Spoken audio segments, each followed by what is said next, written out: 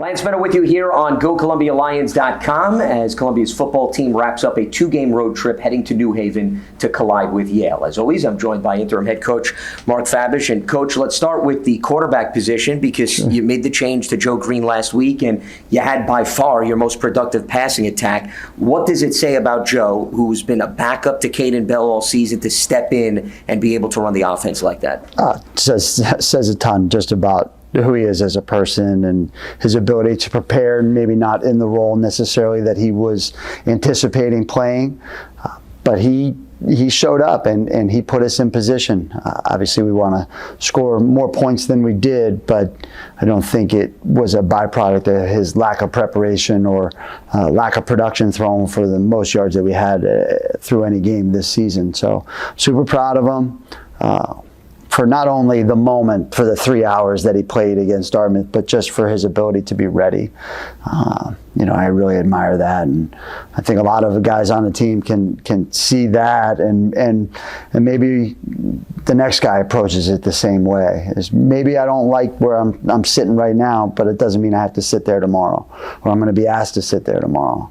My role can change from day to day, and Joe was ready for that when it happened, so it was really cool to see. All about taking advantage of the opportunity, sure. Something that you've been preaching to this team. It's interesting. I was listening to Joe talk after the game, and he brought up, hey, I'm a Seattle native. The rain is nothing to me. I mean, I grew up my entire life. The reason I bring that up, not to be funny or anything, but how much when you're game planning and you're saying to yourself, hey, this may be a game where we're going to have to rely on the pass, you say, well, at least we can have a quarterback here that is familiar with dealing with that type of an environment. Well, we don't. We've never really looked at it that way.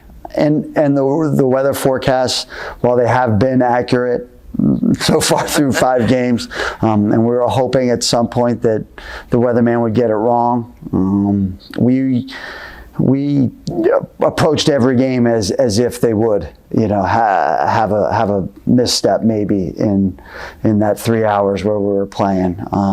And didn't do anything different in terms of saying we're going to pass less or anything along those lines. We just went about it and said, this is how Princeton plays defense. This is what our plan is going to be. This is how Penn and Marist and when rained against Georgetown and then ultimately also against Dartmouth. We just went about our business and said, this is how we're going to try and score points more than try and throw or run. Just what are the best ways to try and score some points, regardless of the elements. Yeah, we've been talking about Mother Nature an awful lot during the course of this season. Perhaps we won't be focusing on that come this Saturday. Speaking of points, 3 Ivy League games, and Coach, unfortunately, not to beat a dead horse, but you're around the 20s, and it seems as if everything's within striking distance, and we could pick out 5 to 6 plays every single game. How much do you look back at the red zone and the missed opportunities as a big byproduct of what transpired last week? A lot, For lack of a better way to put it, it bit us in the rear end. And when you get down there, obviously the stakes are a little bit higher, but that should be a time that we just fall back on our technique and fall back on our teaching and fall back on our preparation and just look to execute just like we would if it was on the 50-yard line.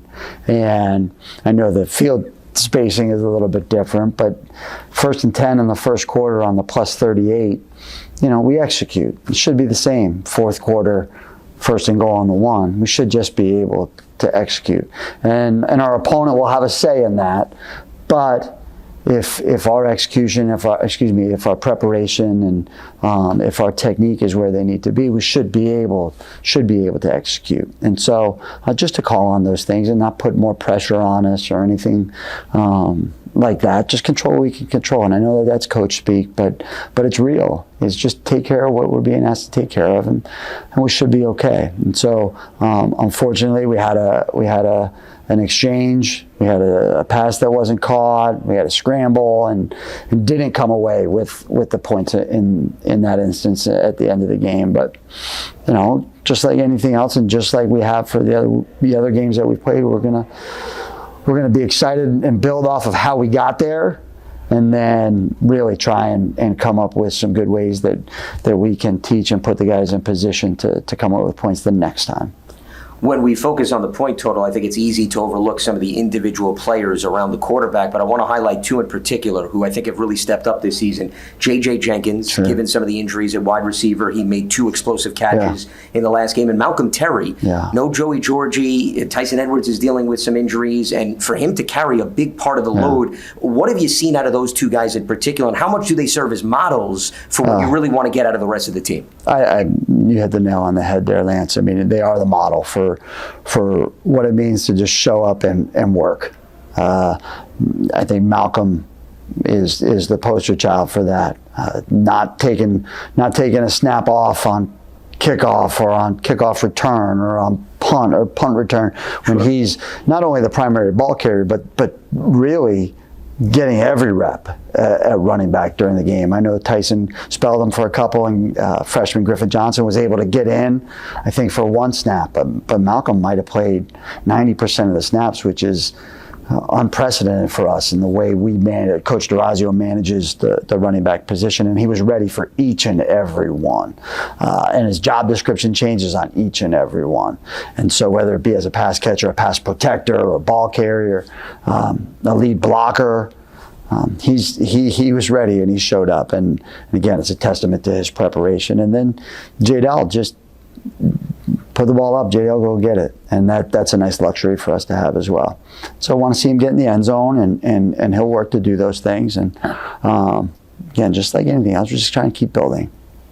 You know, it's interesting you bring up about you want to see that drive finish. Do you have to remind guys like J.J. Jenkins sometimes to walk that fine line of trying not to do too much after securing the catch, because you want to make sure you get that 40-yard play as opposed to saying, well, if I got a reach in for an extra yard, we don't have to worry about some of the red zone issues. Yeah, and that's a point that we make all the time.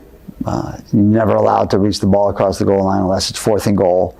Like, believe in your teammates, and that's what J-Del did in that moment. He got us to the 1 and believed and trusted the other guys that, all right, the next play is the most important one. It wasn't about him scoring the touchdown on the 40-yard completion. It was about putting the offense in position to run the next play. And that, I mean, you talk about Malcolm being a model. J-Del in that moment was spot on in his execution of something that we talk about all the time. So you get a Yale team. It's interesting. You just played a Dartmouth team where we talked about last week, you have to worry about the quarterback running. You have to worry about the quarterback throwing. Now, clearly, Dartmouth emphasized a lot more on the ground than through the air, and I'm sure weather may have influenced that. With Yale, Nolan Grooms, he's their leading rusher, and he's got 14 touchdown passes. So what's the challenge that this Bulldogs quarterback and offense present, maybe in comparison to what you just tackled with Dartmouth?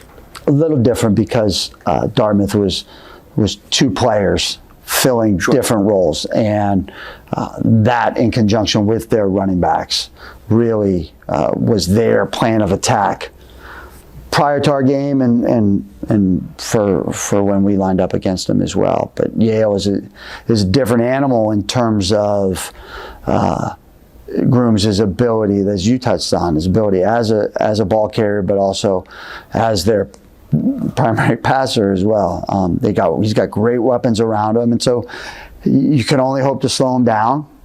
He's the reigning offensive player of the year in the league, and that was a well-deserved honor for him.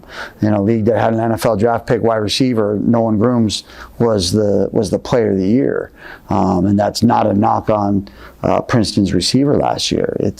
He deserved it, and the best that we can do is as coaches put our guys in position to be able to execute, and then ultimately turn it over to them to execute in those key situations to try and slow him down.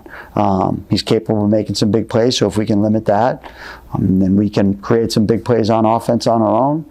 We'll see how it goes. The defense last week, I think a lot of people would focus on the final box score. Dartmouth ran for 178. It took them, though, 43 carries. You held them to under 4 yards per carry, 3.7 to be exact.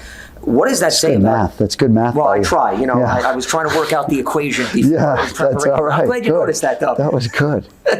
But in all seriousness, I mean, how steady has this defense been, specifically in terms of stopping opposing running games? Yeah, I think they're steady across the board. 11 playing as one. And it's not about individual credit. It's status or recognition. It's about 11 playing as one, and 11 guys doing their job. Your 111th is equally as important as my 111th, which, the other 9 guys have to do theirs, and the trust that goes into that, and the result is a byproduct of that trust, and that's what's showing up each week. And a credit to Coach Stovall and our defensive staff for putting the guys in position and getting that buy-in and getting that belief. But if Yale wants to, or if Dartmouth wants to run it 43 times, and we can hold them under 4 yards of carry and hold them to 13 points, we'll have a shot, and then we just have to capitalize on that shot. And that's incumbent upon the other 2 units, offense and special teams. Before I let you go, I know we talked about this last week in terms of how close these games are. It's easy to bring up things external factors-wise, well, is there issues between the defense, looking at the offense and playing the blame game and so forth. How impressed have you been with how the team has conducted itself behind closed doors, and the fact that you see high intense football regardless of what the results have been over the last few years? It's huge, Lance, and I couldn't be more proud of these guys and their approach every day. And I think the measure of a good team, obviously the record and the box score, but the true measure of a good team is if you come to practice and you don't know who our opponent is, and you don't know what week it is, and they just practice hard. And that's what we're doing right now. Obviously, this week is Yale. They're a great team. Ivy League champ a year ago, picked to be the Ivy League champ again. And our guys are approaching it the same way that we did week 1 against Lafayette and every game in between. They're going about their jobs trying to do it to the best of their ability. And that's something that, given this opportunity, I couldn't be more proud of their approach to that every day. And the offense knows that they need to score more points. The special teams knows that we need to set the table, as Coach Rice puts it, for both sides of the ball, offense and defense. And the defense knows that if they get one more stop, then maybe the record changes. And so as long as we keep that same mentality each week, we'll be okay. We'll be okay. Obviously, we want to win more games than we lose. But the buy-in is there right now, and our guys care about each other, and hopefully we can keep building on those things. Absolutely. And if anybody looks at the standings, it's the perfect example of how much parity there is in the Ivy League right now, because anyone essentially can beat anybody. I know it's the old cliche, but I think it's been demonstrated, at least on a weekly basis. Coach, always great catching up with you. Much appreciated. Yeah, thanks so much, Lance. I really appreciate it. Interim head coach Mark Fabish with us here on GoColumbiaLions.com. Columbia visits Yale. Kickoff noon Eastern. You can watch on ESPN+. And you can also listen on GoColumbiaLions.com.